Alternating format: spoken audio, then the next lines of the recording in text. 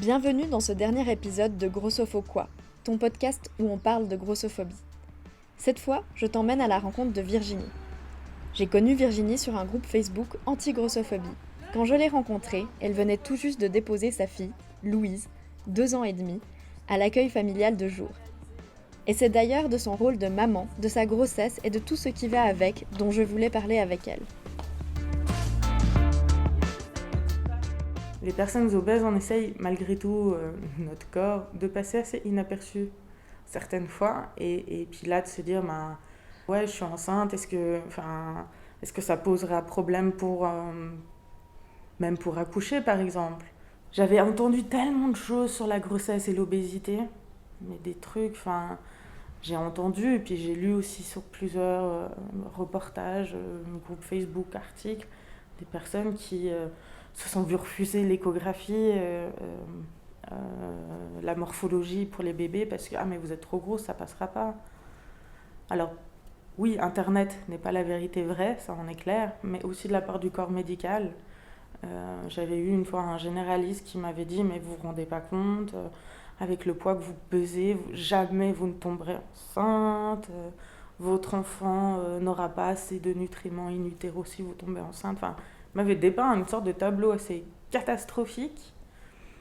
Et puis moi, c'était vraiment l'idée de me dire, sûrement, ça risque d'être un parcours très difficile à cause de mon poids. C'est quelque chose qui était assez ancré dans ma tête. La première étape, c'était justement de retourner voir l'endocrinologue qui m'avait suivi quelques années précédentes, pour avoir un peu un avis médical là autour. Donc on est allé avec mon mari, et puis lui, d'entrée de jeu, il m'a dit, non, vous avez repris un peu de poids. Maintenant, peut-être que ce sera une grossesse qui se passera bien, peut-être c'est une grossesse qui se passera mal, mais on ne peut pas prévoir à l'avance. Ça m'avait déjà rassurée dans un premier temps. Puis après, j'ai été voir ma gynéco qui me suit depuis plusieurs années. Puis je lui ai dit, voilà, est-ce qu'il y a des choses que je dois faire avant de tomber enceinte ou autre, ou est-ce que il y aura des obstacles? Elle m'a dit non, mère nature est là, on y va, vous êtes assez jeune, poum chlous, allez hop. Et c'est vrai que je suis tombée enceinte très rapidement parce que le 2e mois après l'arrêt de la pilule, je suis tombée enceinte. Quand j'ai su que j'étais enceinte, la gynéco, je lui posais plein de questions, tout organiser, tout savoir, tout préparer. Mais je suis tombée très vite enceinte. J'ai jamais eu, en tout cas ma gynéco m'a jamais fait de remarques ou de reproches. Après, ce qui est vrai que le lien de confiance avec ma gynéco a fait beaucoup aussi, parce que c'est elle qui m'a suivie tout le long de ma grossesse. Il n'y a jamais eu un seul jugement. Ma grand-mère disait toujours, il y a des cons partout, quoi. Même chez les médecins. Donc voilà, ça arrive. Mais ouais, en tout cas, en lien avec la grossesse, j'ai jamais eu de problème là autour. Pour l'instant, moi, j'ai eu vraiment 2 expériences négatives. Cette docteure qui me disait que jamais je tomberais enceinte. Et une fois que j'avais accouché, j'ai eu un problème d'ongles incarnés, il fallait trouver un médecin parce que je pouvais pas retourner chez le médecin de famille d'habitude. J'ai terminé dans un autre cabinet où la dame, je viens pour un ongle incarné, la première chose qu'elle me demande, c'est de monter sur la balance et me calculer mon IMC, alors que ma fille a genre 2 mois et elle est à côté de moi, donc ça se voit que je suis en retour de couche quand même.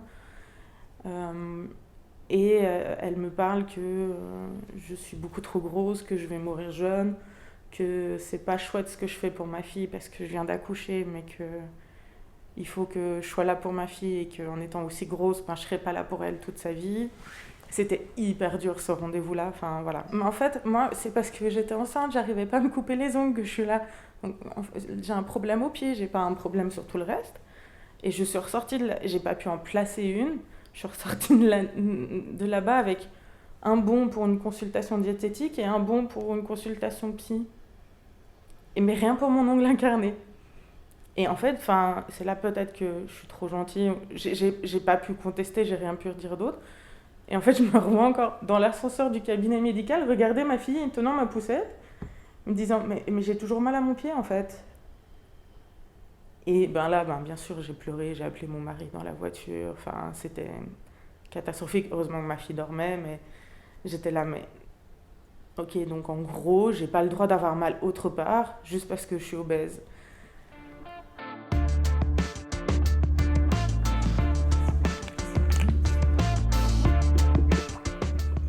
C'est pour moi un acquis majeur du féminisme que d'avoir montré qu'il ne suffit pas d'aller à la conquête du pouvoir. Le pouvoir, il est aussi à la maison, et dans la façon dont on organise domestiquement les tâches, et la façon dont on élève ses filles et ses garçons. C'est le pouvoir de l'éducation. Geneviève Pruvot, dans Un podcast à soi, le pouvoir des mères, de Charlotte Bien-Aimée.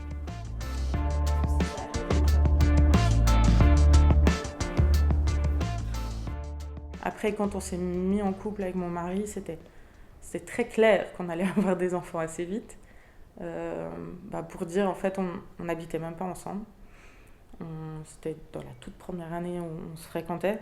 Un jour, on discute en se disant, mais ah ouais, j'ai un nom d'enfant que j'aimerais bien... Ah ouais, moi aussi. Je dis, bah vas-y, dis. En fait, on avait choisi le même prénom.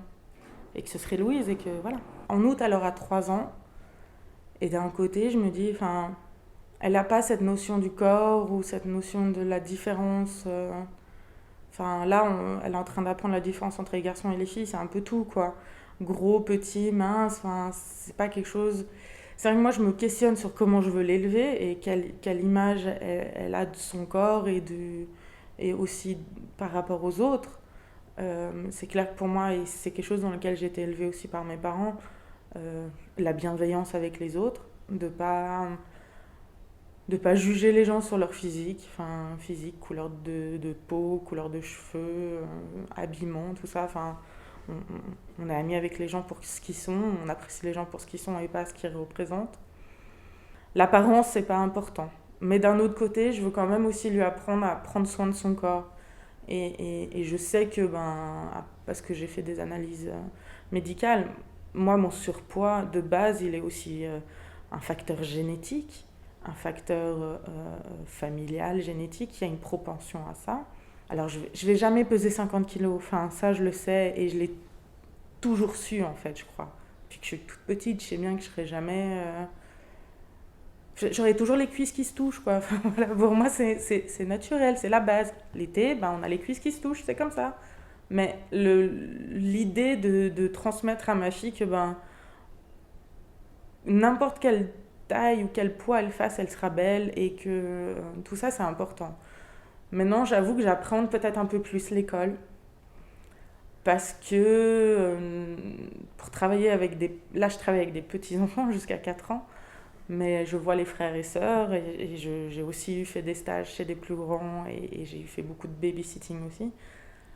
5-6 ans, 7-8 ans, ils sont horribles. C'est énormément dans le jugement et des choses horribles peuvent être dites. C'est vrai que des fois, je me questionne sur un peu comment elle sera jugée par rapport à sa maman, par rapport au poids de sa maman. Après, je me dis, d'ici là, peut-être que j'aurai un peu perdu de poids ou peut-être pas. Mais en tout cas, c'est pas quelque chose que je veux que ce soit tabou. J'aimerais qu'elle puisse en parler, qu'on puisse discuter de ce genre de choses et expliquer aussi que il faut de tout pour faire un monde. Il faut des gens petits, il faut des gens grands, il faut des gens minces, il faut des gens gros, il faut des gens au milieu et on ne peut pas normer. Et j'ai vraiment peur un peu, on est dans une société où tout le monde se scrute sur Instagram, Facebook, tout le monde se regarde à la loupe et se juge et j'ai pas envie de lui transmettre ça après. Ce sera un peu le défi plus tard. Maintenant, on fait un enfant pour qu'il devienne un adulte de demain et qu'il ait toutes les compétences et toutes les idées, je sais pas comment expliquer, les armes, mais j'aime pas ce mot, mais les outils, voilà, tous les outils pour s'en sortir dans le monde. Et c'est magnifique de voir un enfant grandir. Je pense un de mes traits de caractère, c'est que quoi qu'il arrive, on peut toujours un peu en sortir du positif et puis avancer. C'est vrai que j'ai eu le truc... j'ai vécu des choses aussi dans ma vie qui ont peut-être été plus difficiles à certains moments, mais en tout cas, on peut toujours avancer et continuer. Là, par rapport à la grossesse, c'est vrai que pour moi, je me mettais pas des barrières, mais je me disais que ça allait être quand même compliqué au vu de ce qu'on m'avait expliqué en étant en surpoids. Et au final, j'ai eu une grossesse, alors à part les nausées 7 mois, 8 mois sur 9, le reste a vraiment été cool, quoi. J'ai vraiment profité de ma grossesse. J'ai été contente d'être enceinte, de sentir mon enfant bouger. Ça aussi, on m'avait dit, ah, mais il y a trop de gras, jamais tu le sentiras bouger. Non, je l'ai bien senti et m'a bien réveillée plusieurs fois la nuit. Enfin, voilà. Il y a des choses qui peuvent bien se passer. Des fois, on se construit des idées et on se met des barrières parce que si, parce que ça. Et oui, il faut peut-être des fois faire le scénario catastrophe pour savoir un peu là où on met les pieds, mais le scénario catastrophe ne se déroule pas toujours, voire rarement.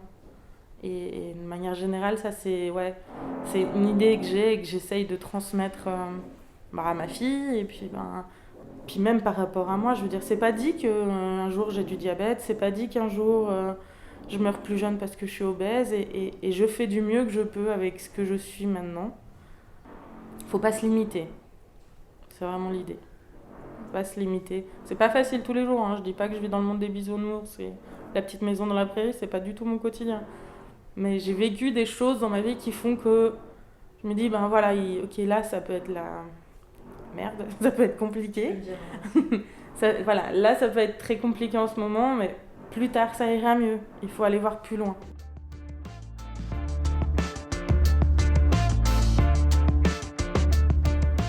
Merci d'avoir écouté ce dernier épisode de Grossopho quoi, un podcast toujours produit par Décadré. Vous pouvez réécouter tous les épisodes sur le site décadré.com où vous trouverez tout un tas de ressources, mais aussi sur SoundCloud, Spotify ou YouTube. Il reste plein de sujets liés à la grossophobie que je n'ai pas encore traités.